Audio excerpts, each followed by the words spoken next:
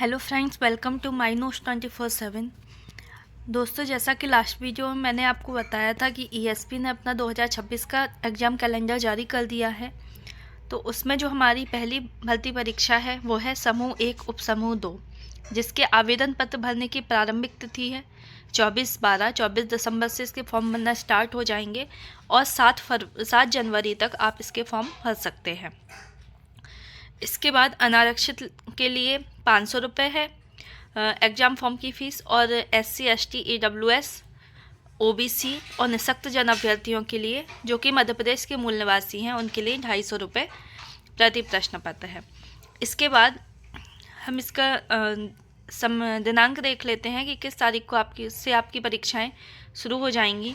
तो आपकी 10 फरवरी 2026 से आपकी परीक्षाएं शुरू हो जाएंगी, जिसमें प्रथम और द्वितीय शिफ्ट का आपको समय दिया गया है यहाँ पर। उसके बाद मेन है कि आपकी किस किस पद के लिए भर्ती परीक्षाएं निकली हैं और उनके लिए आपके पास शैक्षणिक योग्यता क्या होनी चाहिए। तो उसके लिए हम देख लेते हैं विभागवार पदों का विवरण तथा आरक्षण तालिका देख लेते हैं। तो उससे आपको पता चल जाएगा कि किस वर्ग के लिए कितने पदों पर भर्ती निकली हुई है। तो हम पेज नंबर 22 पर चलते हैं सीधे।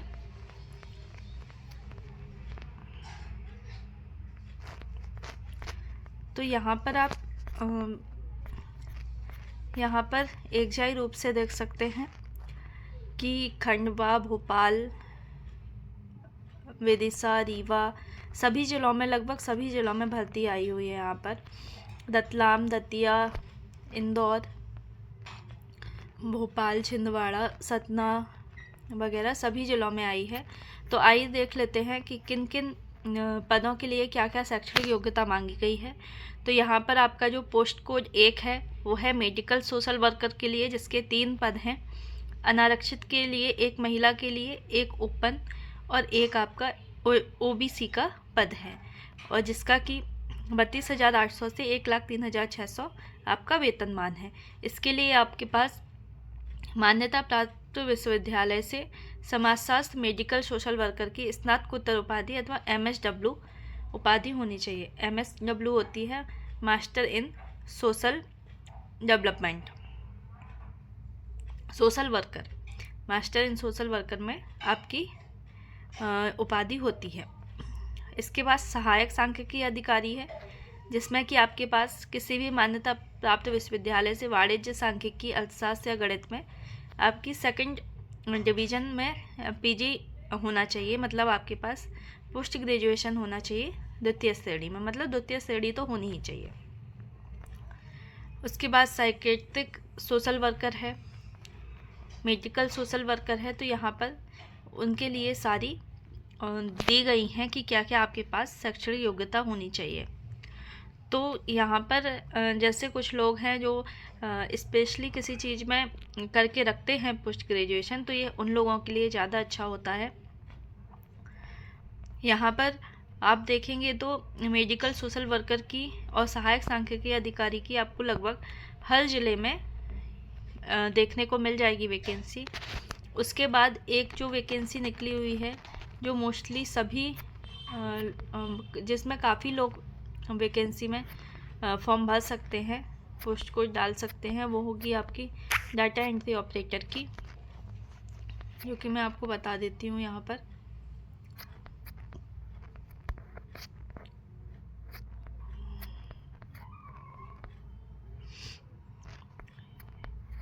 यहाँ पर सबसे नीचे उसी की है।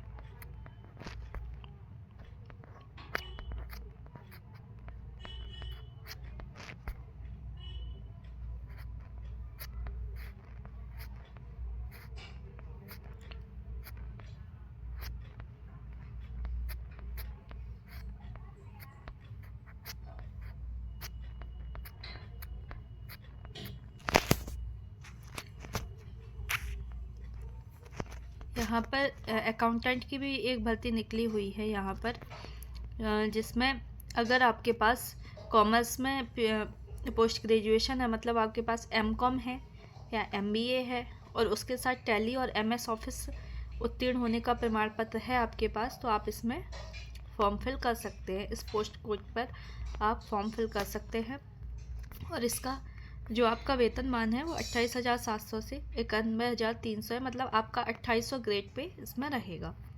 इसके बाद जो मैंने अभी बताई डाटा एंट्री ऑपरेटर, उसका एक पद है, वो भी ओबीसी के लिए है और जिसमें आपके पास सांख्यिकी या कॉमर्स में पोस्ट ग्रेजुएशन होना चाहिए और कंप्यूटर में डिप्लोमा होना चाहिए, तो इसमें भी आप डाल सकते हैं। उसके बाद कुछ पद हैं जो महिलाओं के लिए ही निकले हैं, जैसे कि एसोसिएट प्रोफेसर, जिसमें 40 पद हैं, जो कि आपकी एक लेवल 11 की आपकी है। वेतनमान अच्छा है इसमें और आप के पास एसेंशियल क्वालिफिकेशन में एमएससी नर्सिंग होना चाहिए, 8 साल का आपके पास एक्सपीरियंस होना चाहिए और 5 साल का आपके पास एमएससी नर्सिंग का टीचिंग एक्सपीरियंस भी होना चाहिए, या फिर आपके पास पीएचडी भी हो सकती है। तो इसमें एसोसिएट प्रोफेसर के लिए वो निकली हुई है। असिस्टेंट प्रोफेसर के लिए भी 28 पद यहाँ पर केवल महिलाओं के लिए निकले हुए हैं। इसमें आपके पास 3 ईयर्स का टीचिंग एक्सपीरियंस होनी चाहिए, एमएससी नर्सिंग होनी चाहिए,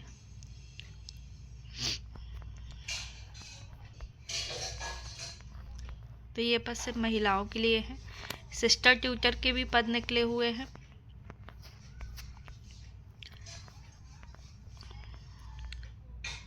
सहायक सांख्यिकी अधिकारी के 45 पद हैं, जो कि सिर्फ महिलाओं के लिए ही है।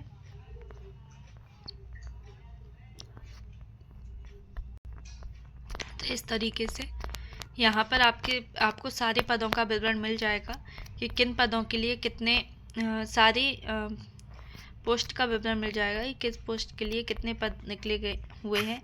इसके बाद एक कॉम है, इसमें जो परीक्षा होगी उसमें क्या पूछा जाएगा, तो उसके बारे में भी आपको जानकारी दे देती हूँ। जैसे कि आपका जो फर्स्ट पेपर होगा, एक ही दिन में आपके 2 पेपर हो जाएंगे।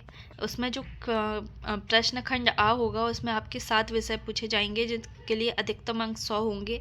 सामान्य ज्ञान, सामान्य हिंदी, सामान्य अंग्रेजी, गणित, रीजनिंग, विज्ञान, कंप्यूटर, ये सब मिला के आपके 100 अंक का एक पेपर आएगा। और दूसरा पेपर जो आएगा वो आपका संबंधित विषय का होगा। अब आपको ये समझना होगा कि आपका कौन सा संबंधित विषय है, उसमें आपको क्या पढ़ना है। तो इस तरीके से आपके टोटल 200 अंक हो जाएंगे। तो संबंधित विषय हेतु जो तो यहाँ पर संबंधित विषय हेतु पाठ्यक्रम दिया गया है। तो जैसे आपके जो पोस्ट कोड हैं 1, 4, 5, 7, 12, 18, 22 ये सब ऐसे दिए गए हैं। तो इसमें समाजशास्त्र, मेडिकल, सोशल वर्कर, उससे रिलेटेड आपका सेकंड पेपर रहेगा और वो विषयों का जो प्रश्न पत्र का स्तर रहेगा वो आपका स्नातकोत्तर यानी पोस्ट ग्रेजुएट स्तर के आपके क्वेश्चन आएंगे। ऐसे ही जो सांख्यिकी सहायक सांख्यिकी अधिकारी है या मनोविज्ञान से रिलेटेड है, हॉस्पिटल एडमिनिस्ट्रेशन से भी रिलेटेड है, तो इन सब के लिए अलग अलग उसमें आपको प्रश्न पत्र आएगा।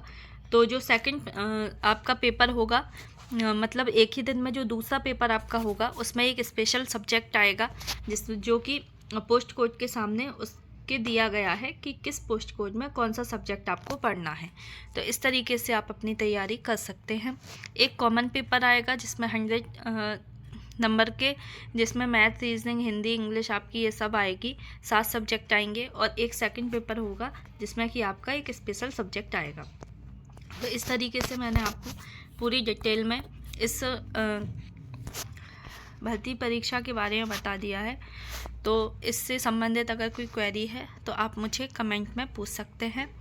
मिलते हैं नेक्स्ट वीडियो में। Bye bye, take care.